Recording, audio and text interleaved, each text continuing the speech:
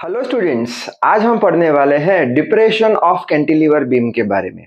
Exam में हमें कई बार पूछा जाता है कि derive the depression equation for cantilever beam 7 से 10 मार्क्स के लिए। तो उसमें कौन से स्टेप्स हमें लिखने हैं जिससे करके हमें फुल मार्क्स मिल जाए। So I hope you are ready with your pen and paper. So without wasting much time let us start this video. तो सबसे पहले तो इसके जस्ट पिछले वीडियो में हमने बेंडिंग मोमेंट का ये वाला इक्वेशन डिराइव किया था। बेंडिंग मोमेंट किसके बराबर होता था? यंग्स मॉडुलस इनटू आईजी यानी geometric moment of inertia divided by R यानी रेडियस ऑफ कर्वेचर। ये चीज हमने पिछले वीडियो में डिराइव किया था। और बेंडिंग मोमेंट यानी क्या हमने बताया था कि बेंडिंग मोमेंट होता है फोर्स इनटू परपेंडिकुलर डिस्टेंस। अब इसका डेरिवेशन अगर आपको देखना है तो वो आई बटन में मैं रख दूंगा। तो सिंपली यहाँ पे हम क्या करेंगे, ये इक्वेशन का यूज करने वाले हैं जो हमने डिराइव किया था। तो याद रखना है हमें, बेंडिंग मोमेंट और बीम क्या होता है? y by I G divided by R. ये हो गया हमारा बेंडिंग मोमेंट का इक्वेशन। बेंडिंग मोमेंट यानी क्या? Force into perpendicular distance. हमें आज तो डिप्रेशन ढूंढना है कैंटिलीवर बीम का। अब कैंटिलीवर बीम यानी क्या? तो कैंटिलीवर बीम एक यूनिफॉर्म रॉड होता है। वो सर्कुलर भी हो सकता है, रेक्टेंगल भी हो सकता है, जिसका एक जो एंड है वो क्लैम्प्ड होता है या फिर बोल लो फिक्स्ड होता है। और दूसरा जो एंड है जो कि फ्री एंड है, उस पे अगर हम लोड या फिर फोर्स लगाते हैं तो क्या हो जाएगा? ये बीम ऐसे करके डिप्रेस हो जाएगा, बेंड हो जाएगा। तो हमें क्या ढूंढना है? हमें ये जो स्मॉल वाई है, स्मॉल वाई यानी कितना डिप्रेस हुआ, कितना मुड़ा, ठीक है, ये स्मॉल वाई है। और ये कैपिटल वाई है, ये हो गया यंग्स मॉडुलस। ये हमें नहीं ढूंढना, हमें ढूंढना है डिप्रेशन। डिप्रेशन यानी लोड लगाने पर ये कितना झुक जाएगा, कितना बेंड हो जाएगा। ये डिप्रेशन वाई का वैल्यू हमें इन शॉर्ट यहाँ पे डिराइव करना है। तो यहाँ पे वाई को मैं क्वेश्चन मार्क रख दूं क्योंकि इसका हमें डेरिवेशन करना है, वाई का कितना वैल्यू आएगा जब हम उसे लोड लगाएंगे। यहाँ पे ये जो पूरा जो कैंटिलीवर बीम है, इसका जो लेंथ है वो हमने L के बराबर मान लिया है, ठीक है। बाद में लोड लगाया, ये ऐसे मुड़ गया। अब ये जो बीम है उसके ऊपर हमने एक पॉइंट P कंसीडर किया है, एक पॉइंट Q कंसीडर किया है। जब इस पे हम लोड लगाएंगे तो क्या होगा? ये बीम ऐसे मुड़ जाएगा, यानी ऐसे हम बोल सकते हैं रोटेट कर जाएगा, ठीक है। यानी ये बीम पे क्या लगेगा? ये एलिमेंट पे क्या लगेगा? एक टॉर्क लगेगा, ठीक है। टॉर्क कितना लगेगा ये एलिमेंट पे? टॉर्क हमें पता है, टॉर्क क्या होता है? Force into perpendicular distance.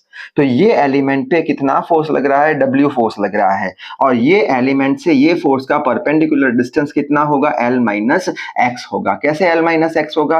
पूरा कितना है? L है। और ये जो एलिमेंट है PQ हमने कितने डिस्टेंस पे लिया है? X डिस्टेंस पे लिया है। तो L माइनस एक्स करेंगे तो L माइनस एक्स ये आ जाएगा हमारा परपेंडिकुलर डिस्टेंस। ये एलिमेंट का ये फोर्स से, वापस एक बार, ये एलिमेंट का ये फोर्स से परपेंडिकुलर डिस्टेंस कितना हो जाएगा? L माइनस एक्स हो जाएगा।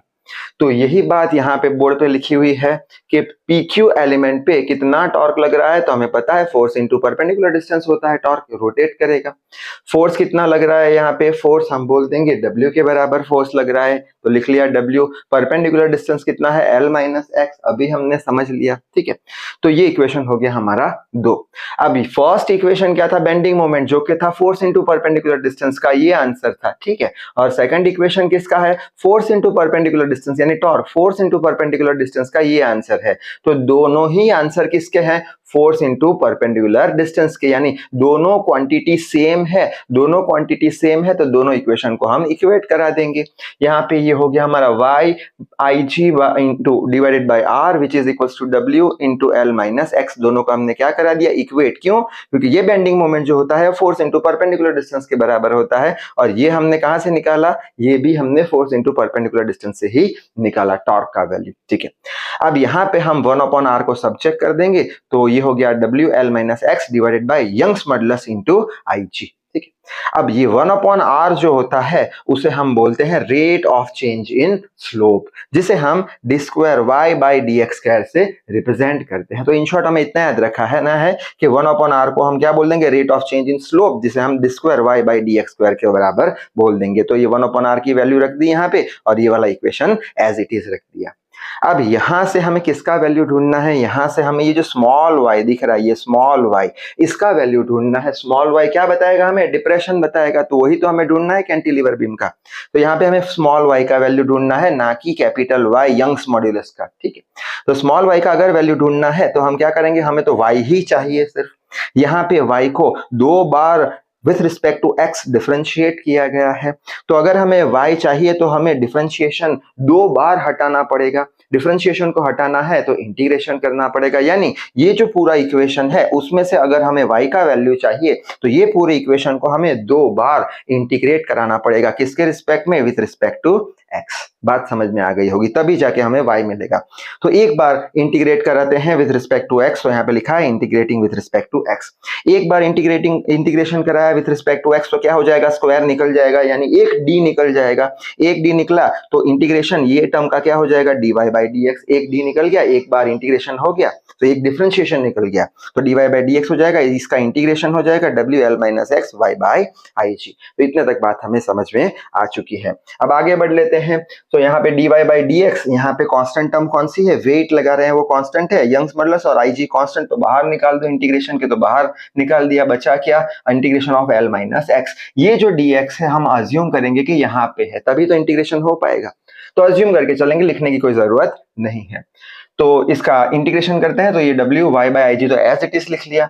इसका इंटीग्रेशन क्या होगा, इसका इंटीग्रेशन तो यहाँ पे मैं सेपरेट करता हूँ, integration of l minus integration of x किसके साथ है, dx के साथ है, तो यहाँ पे ये l तो बाहर निकल जाएगा, इंटीग्रेशन ऑफ 1 dx हो जाएगा, माइनस इसका क्या हो जाएगा, इंटीग्रेशन ऑफ x, यहाँ पे लिख लेता हूँ, कहाँ पे लिखो, integration of x is to n का क्या होता था, dx, x is to n plus 1 divided by n plus 1। ठीक है, तो यहाँ पे x इज टू 1 है, तो x is to 1 plus 1 divide by 1 plus 1, यानी क्या हो जाएगा, x स्क्वायर बाई 2 हो जाएगा। और ये 1 का integration with respect to dx कितना होता है, x होता है, ये हमें पता है, तो lx x स्क्वायर बाई 2।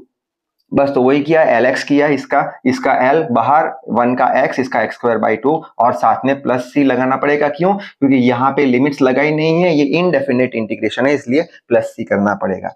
तो बात शायद से आपको यहाँ तक समझ में आ चुकी होगी। अब आगे बढ़ लेते हैं। आगे क्या करेंगे हम, ये जो c है उसका वैल्यू हमें ढूंढना पड़ेगा, ये जो c है उसका वैल्यू हमें ढूंढना पड़ेगा। क्यों, अगर c का वैल्यू ढूंढेंगे तब जाके हम ये जो dy बाई dx है उसको वापस एक बार इंटीग्रेट करा पाएंगे और हम y का वैल्यू ढूंढ सकेंगे।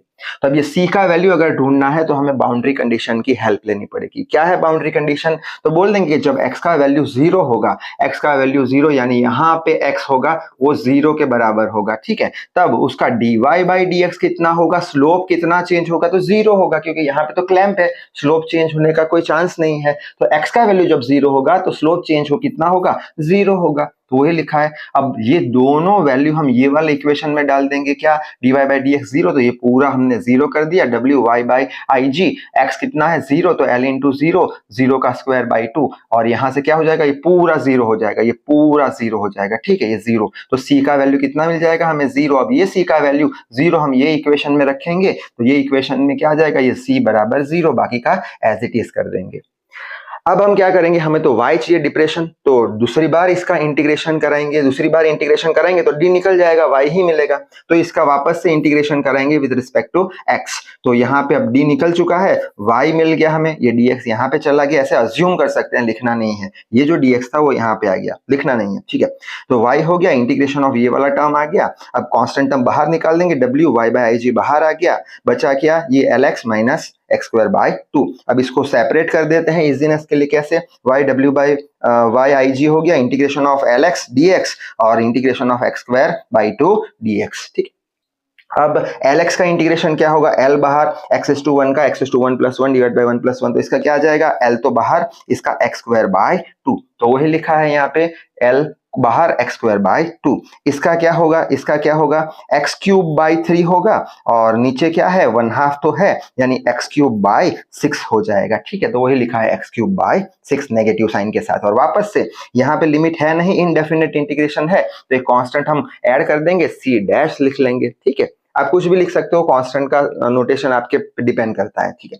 अब वापस से यहाँ पे सी डैश का वैल्यू ढूंढना पड़ेगा हमें, जैसे कि यहाँ पे ढूंढा था, ठीक है। ऐसे ही यहाँ पे ढूंढेंगे, कैसे ढूंढेंगे? बाउंड्री कंडीशन अप्लाई करके।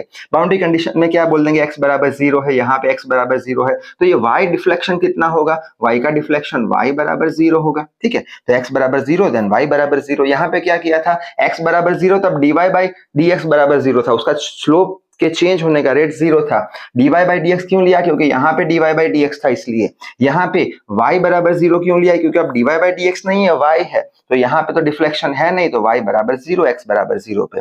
अब x बराबर 0, y बराबर 0 ये इक्वेशन में डालेंगे तो क्या हो जाएगा? ये y की जगह 0, x की जगह 0 कर दिया, तो ये पूरा टर्म 0, तो सी डैश का वैल्यू कितना मिल गया? 0। अब ये सी डैश का वैल्यू हम ये इक्वेशन में रखेंगे तो यहाँ पे 0 आ जाएगा, तो हमें आंसर मिल जाएगा।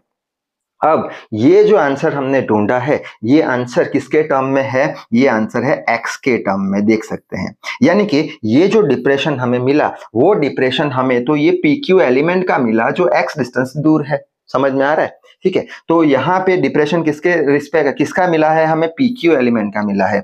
हमें तो क्या चाहिए? हमें तो फ्री एंड का डिप्रेशन चाहिए, ना कि PQ एलिमेंट का। तो फ्री एंड का अगर डिप्रेशन चाहिए, फ्री एंड का, तो हम क्या बोल देंगे कि x के टर्म में मिला है, यानी PQ का डिप्रेशन मिला है, हमें फ्री एंड का चाहिए, तो x का वैल्यू अगर हम y L के बराबर रखते हैं, ये L पूरा L, तब जाके फ्री एंड का हमें डिप्रेशन मिलेगा, ठीक है। तो वही लिखा है कि डिप्रेशन ऑफ फ्री एंड क्या होगा? x बराबर L। ये इक्वेशन में अगर x बराबर L रखते हैं, ये किसके टर्म में था? x के टर्म में, यानी डिप्रेशन जो y मिला वो हमें PQ एलिमेंट का मिला। हमें तो क्या चाहिए? फ्री एंड का डिप्रेशन चाहिए। तो x का वैल्यू अगर हम L के बराबर लेते हैं तब हमें फ्री एंड का डिप्रेशन मिल जाएगा, ठीक है। तो इसमें अब हम क्या करने वाले हैं? इसमें हम x बराबर L रखेंगे, तब जाके हमें फ्री एंड का डिप्रेशन मिलेगा। तो इतने तक का जल्दी से स्क्रीनशॉट ले लो, वीडियो को पॉज करके, शायद से ले लिया होगा। अब आगे बढ़ लेते हैं। क्या करना है हमें? सिंपली x, तो ये हमें किसका मिला? PQ का। x बराबर L लेके फ्री एंड का लेंगे। तो अब फ्री एंड के लिए यहाँ पे कैलकुलेशन किया है, क्या है? x बराबर L, तो W y by IG as it is, x की जगह L रख लो, तो यहाँ पे L का स्क्वायर, L क्यूब आ जाएगा, L raise to 1, L raise to 2, 2 plus 1 3, और यहाँ पे L का क्यूब आ जाएगा डिवाइड बाई 6। अब LCM भी ले सकते हो या क्रॉस मल्टीप्लाई कर लो, तो W y by IG as it is, ये यहाँ पे मल्टीप्लाई हो जाएगा, कितना हो जाएगा? ये 6L क्यूब, ठीक है। तो ये हो जाएगा 6L क्यूब, माइनस साइन लगा लो, ये 2L क्यूब आ जाएगा, डिवाइड बाई 2 इंटू 6 12 आ जाएगा। ये हो जाएगा हमारा 4L क्यूब बाई 12, ये 3 से जाएगा तो L क्यूब बाई 3, तो ये हो जाएगा हमारा WL cube divide by 3YIG। तो ये क्या हो गया हमारा? ये हो गया डिप्रेशन किसका? फ्री एंड का, कैंटिलीवर बीम का। जहां पे W क्या हो गया? फ्री एंड पे जो हमने वेट रखा है वो है, L क्या हो गया? लेंथ ऑफ बीम हो गया, Y हो गया यंग मॉडुलस, और IG हो गया ज्योमेट्रिक मोमेंट ऑफ इनर्शिया, और ये स्मॉल y हो गया हमारा डिप्रेशन। सो आई होप आपको ये सारा डेरिवेशन अच्छे समझ में आ गया होगा। तो इस वीडियो में बस इतना ही। Till then read hard, work hard. Thank you very much.